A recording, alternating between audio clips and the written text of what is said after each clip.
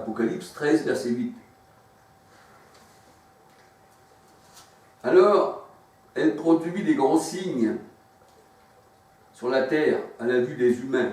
Pour ça, Seigneur, nous avons bien prophétisé en ton nom, nous avons fait des miracles.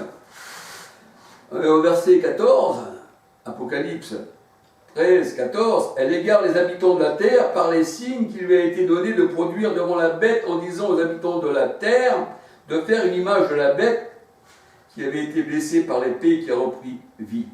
Alléluia. Elle fait qu'on impose à tous les petits, riches et grands, pauvres, libres et esclaves, une marque sur la main droite et sur le front. Apocalypse 13, 16. Et personne ne puisse acheter ni vendre sans avoir la marque de la bête ou le chiffre de son nom. Car c'est un chiffre humain, 666. Apocalypse 13, 18. Alléluia.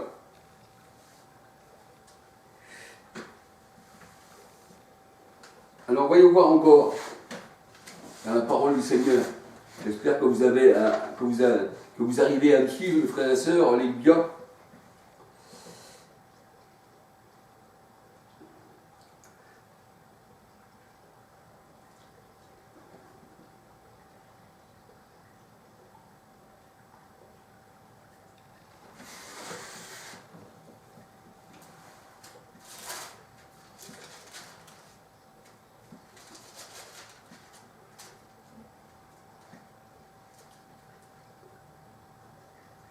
Alors, Apocalypse 20, 10. Le diable qui les égarait, c'est-à-dire la bête, le grand dragon, appelé le diable et Satan, donc Apocalypse 12, et bien là, Apocalypse 20, verset 10, le diable qui les égarait fut jeté dans les temps de feu et de soufre, où sont la bête et le faux prophète. Voilà. Donc on voit qu'il est jeté, ce diable.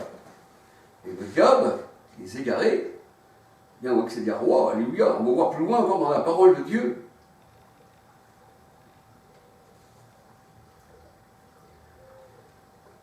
Le diable les égarés fut jeté dans les temps de feu et de soufre, où sont la bête et le faux prophète de mensonge. Ils seront tourmentés jour et nuit et à tout jamais. Alléluia.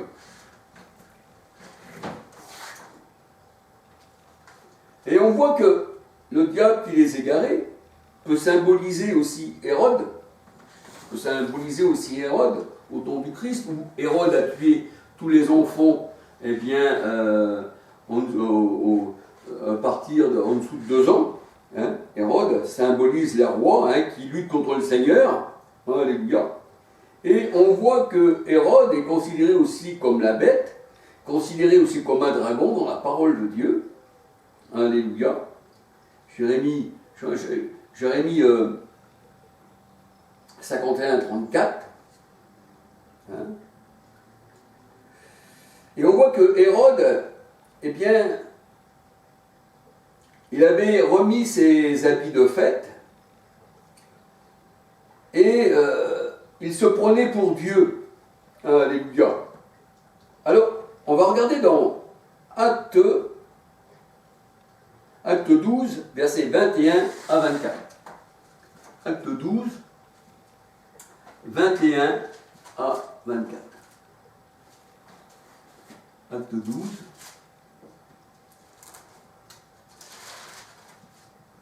21 à 24.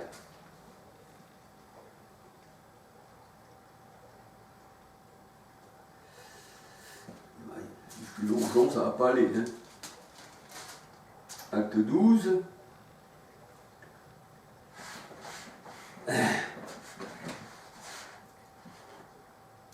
Au jour fixé, Hérode, revêtu de ses habits royaux, ses habits luxueux, s'était assis à la tribune et il haranguait le peuple.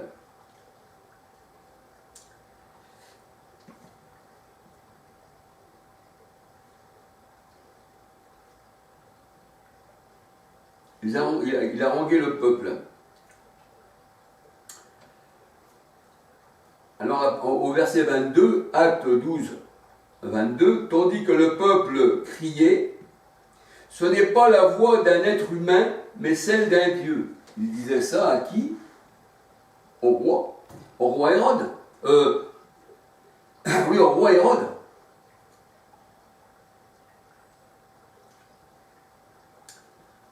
Tandis que le peuple criait, ce n'est pas la voix d'un être humain, mais celle d'un Dieu. Et là, il avait mis ses habits, somptueux. Et au verset 23, acte 12, 23, à l'instant même, l'ange du Seigneur le frappa, parce qu'il n'avait pas donné gloire à Dieu. Et rongé par les vers, il expira. Alléluia. Donc, on voit encore que là, ce Dieu-là, qui se prend pour un Dieu, c'est un peu comme dans Ésaïe 14, verset 4, 11, 14. L'astre lumineux. Ou alors Ézéchiel 28, verset 2. On voit que c'est des rois, c'est des princes, c'est des gens, voilà. Et ça représente les faux prophètes. Parce que ce qu'il faut se dire aussi, mes frères et sœurs, c'est que quand vous prenez Macron, une supposition, ou un président de ce monde, eh bien, c'est aussi quelqu'un qui dirige. On dit c'est un président, il préside. Maintenant, vous prenez les ministres. Eh bien, c'est des ministères. C'est quelqu'un qui s'occupe du peuple. Voyez-vous? C'est aussi des personnes qui doivent faire paître la nation. Et le Seigneur nous en donne un exemple avec le roi Hérode. Et il nous en donne un exemple que ces gens-là, aussi bien ceux du monde, dans tous ces royaumes du monde, dans ces ministères, et dans toutes ces choses, on va dire, royaumes humains, on voit que tous ces présidents, tous ces ministres, tout ça, au lieu de paître les gens, les personnes, les nations, ils se paissent eux-mêmes, comme la parole de Dieu nous dit, et ils prennent la laine des bandits, là, des gens du peuple, ils se repaissent et ils sont passés pour quelqu'un qui est doux à leurs yeux. C'est pour ça que le Seigneur il dit, eh bien, il les tyrannise, mais les rois de ce monde les tyrannisent, eux, ils les appellent les bienfaiteurs. Hein, dans Marc 10, 42. Alléluia. Et là, on voit, c'est ça, ils se font passer pour des dieux. Hein, il a mis ses habits, je suis un dieu, il a mis ses joyaux. Et là, on voit que les gens disaient que c'était la voix d'un dieu. Pourtant, Hérode, c'était quelqu'un de méchant quand même. Voix d'un dieu, mais pas d'un homme.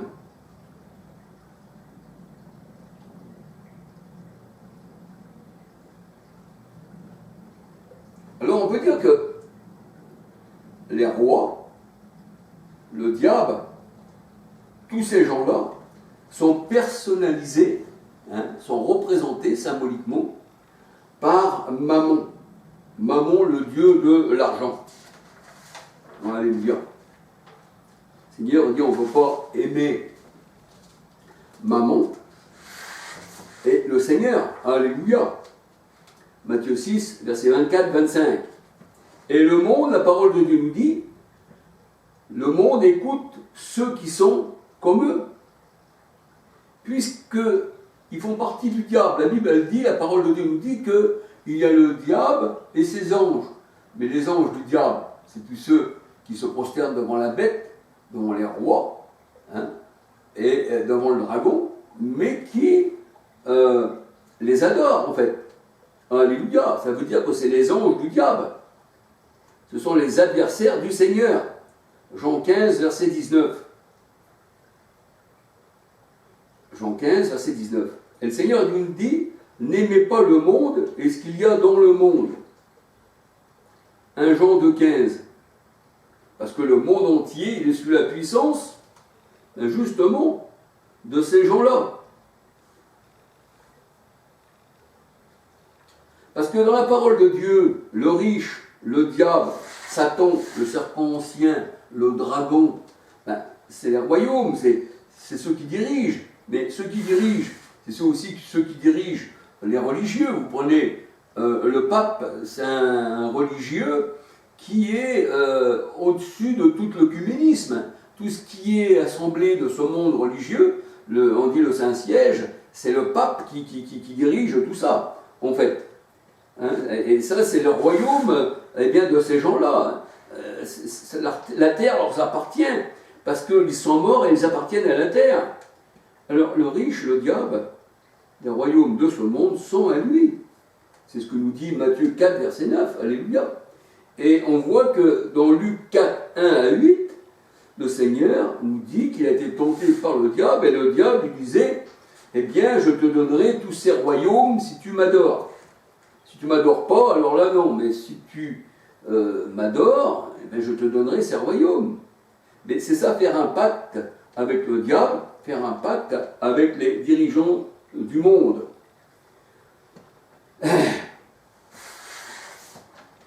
Alors on peut dire que ceux qui dirigent même le monde, le Seigneur, eh bien pour lui, ceux qui dirigent le monde, hein, aussi bien l'ONU que Bruxelles, que le président Macron, la France ou le roi de Belgique, tout ça, pour le Seigneur, c'est des dragons, c'est des crocodiles, c'est comme le roi d'Égypte, dans ses eaux, ça représente des personnes qui ne dirigent que pour eux-mêmes.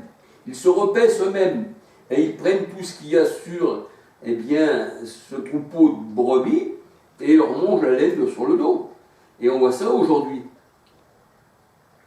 Alléluia.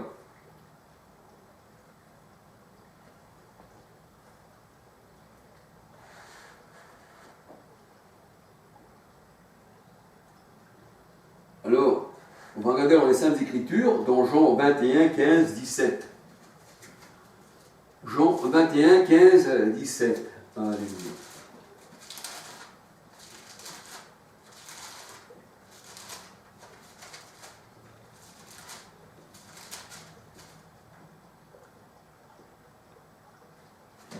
Jean 21, 15, 17, on voit que le Seigneur Jésus-Christ, il dit à Pierre, paie mes brebis, fais-les manger mes brebis, Pierre. Alléluia. Ne sois pas comme ceux qui s'engraissent, qui sont des mercenaires, ce sont des loups, des lions, qui les déchirent et puis qui les abandonnent. Et puis qu'on ne retrouve même plus les os parce qu'ils sont broyés carrément. Alors le Seigneur, là, ça c'était un vrai pasteur, Pierre, alléluia, un vrai berger, un vrai dirigeant, un président. Jean 21, verset 15. Quand ils eurent déjeuné, Jésus dit à Pierre, Simon, fils de Jean, m'aimes-tu plus que ceci? Il lui répondit, oui, Seigneur, tu le sais bien, que je t'aime. Jésus lui dit, prends soin de mes agneaux. Il lui dit une deuxième fois, Simon, fils de Jean, m'aimes-tu? Pierre lui répondit, oui, Seigneur, tu sais bien, eh bien, que je t'aime. Jésus lui dit, sois le berger de mes brebis. Pour la troisième fois, il lui dit, Simon, fils de Jean, m'aimes-tu? Pierre fut attristé de ce qu'il avait dit pour la troisième fois, m'aimes-tu? Il lui répondit, Seigneur, tu sais tout, tu sais bien que je t'aime. Jésus lui dit, prends soin de mes brebis. Et au verset 18, on voit que Pierre, là, eh bien, la parole de Dieu, eh bien, il allait souffrir, hein, Jean 21, verset 18, on voit que Pierre allait souffrir. Pourquoi? Parce qu'il devait prendre soin des brebis, et dans ce monde de loups, il devait faire attention aux troupeaux.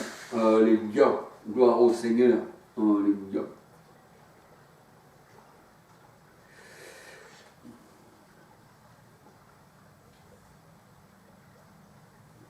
Et on voit que Pierre, eh bien, l'Église, le Seigneur a dit, tu es Pierre, et sur cette pierre, je bâtirai mon Église. Ça, c'était le vrai disciple du Seigneur, alléluia. Matthieu 16, verset 18. Sur ce qui va sortir de ta bouche, Pierre, quand tu auras, parce que les brebis, les hommes sont aussi comparés à des pierres. Et la parole de Dieu nous dit dans Éphésiens de 11 à 23 que la maison de Dieu est bâtie avec des pierres précieuses. Parce que les pierres précieuses, c'est les hommes, c'est Christ, il est la pierre principale. Et là, on voit que Pierre, eh bien, il est aussi une pierre selon son nom aussi, alléluia. Alors on voit que là, le disciple, il devait enseigner l'Église, alléluia, mais au ton de l'Esprit. Quand l'Esprit serait répandu à la Pentecôte, eh bien, plus personne n'enseignera son voisin. Hébreux 8, versets 10 à 13. Parce que le Seigneur, il nous donne maintenant ses ordres en nous par l'Esprit.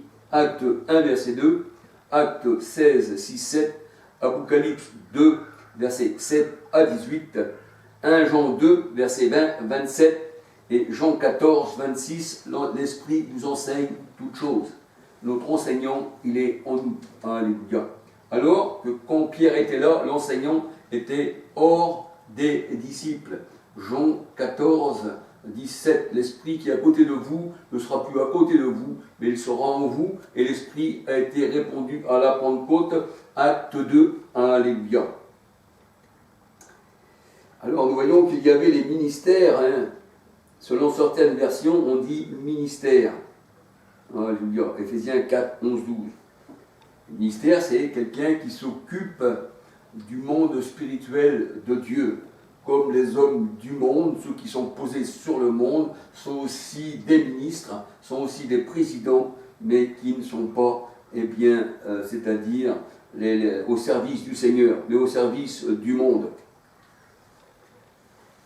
Alors on voit que vraiment, les ministres qui s'occupent du monde, c'est, on va dire, les ministres de l'Intérieur, qui est le ministre des cultes, le ministre de l'œcuménisme en France. Alléluia. C'est un riche, comme le pape, qui a l'anneau au doigt, comme on voit qui est accepté là, dans l'assemblée de Satan, l'anneau au doigt que l'on doit baiser. Alléluia. On voit que le chef de l'intérieur, qui est le chef de tout cet écuménisme, en fait c'est le chef d'un culte mondain. Et on peut dire que ces chefs-là, quand on travaille pour eux, et qu'on lutte contre le Seigneur, ils nous offrent des médailles en récompense. Ben oui, tu as une médaille en récompense. Eux, ils sont contents quand tu tues les brebis du Seigneur. Et ces gens-là sont considérés comme des bienfaiteurs. Pourtant, ce sont des loups. Pourtant, ils ne veulent pas du pauvre dans leur assemblée. Ceux qui ont un habit sale, ils n'en veulent pas. Alléluia. Et c'est pour ça que le Seigneur, il ne regarde pas l'habit, lui. Il ne regarde pas la taille de l'homme, ni à l'apparence. Alléluia. Mais le Seigneur, il regarde au cœur. 1 Samuel 16, verset 7. 1 Samuel 16, verset 7. Alléluia. La parole de Dieu qui discerne, alléluia, le cœur. Hébreux 4, 11, 12. Et la parole de Dieu nous dit que ces faux prophètes vous mettent des charges lourdes à porter qui eux-mêmes ne peuvent pas porter et qu'ils ne lèvent pas du petit doigt, le Seigneur il nous dit. Alléluia. Elles se font appeler des maîtres. Parce qu'on peut dire que maître veut dire rabbi, ils se font appeler rabbi, ils se font appeler enseignants. Matthieu 23, versets 1 à 38, Luc 20, versets 45 à 47. Mais ils vous enseignent l'erreur pour pouvoir enlever votre laine que vous avez sur le dos, se la remettre sur le paletot et se faire passer pour, des brebis. Et ils rejettent leur droit d'aînesse aussi, ces gens-là. Oui, ils rejettent leur droit d'aînesse, alléluia. Ils ne veulent pas du tout être au Seigneur. Ils rejettent tout ça pour les fruits de la terre, pour les richesses de la terre. Ils sont comme Ésaü, Genèse 25, verset 25. Mais le Seigneur, lui, les rejette bien avant leur naissance. Romains 9, verset 6, 7, 8, 10, 11, 12, 15, 16. Romains 9, versets 6, 7, 8, 10, 11, 12, 15, 16. Donc, ils ont rejeté le Seigneur, et le Seigneur dit, moi aussi, je vous rejette. Alléluia. Ils sont, des faux prophètes. 1 Corinthiens 10, 18, c'est la chair. C'est l'assemblée là où se tient les ténèbres, Galates 21 à 31, Apocalypse 11, 8 à 23. Ce sont des païens charnels. Les véritables enfants de Dieu, c'est ce que le Seigneur a récupéré quand il est venu d'entre les Juifs qui ont cru au Seigneur, d'entre les païens qui ont cru au Seigneur, Et le Seigneur, avec ses élus qu'il a enlevés de toutes les nations, eh bien, il a fait un seul peuple, mais il a rejeté les autres. Alléluia. On peut regarder dans Romains 9, 24, Éphésiens 2, 11 à 23, et la parole de Dieu nous dit qu'il a fait qu'un seul peuple qui constitue son corps, l'Église. 1 Corinthiens 12, versets 12 à 27, Jean 11, 52.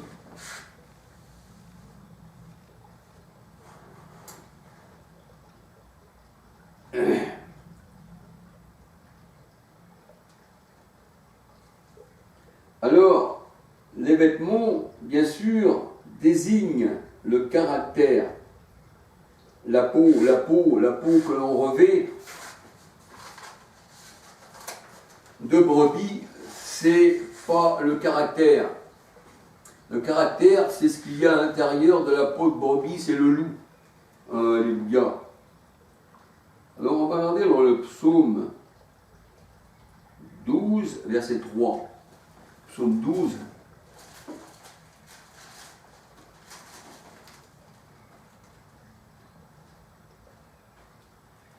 Psaume 12, verset 3.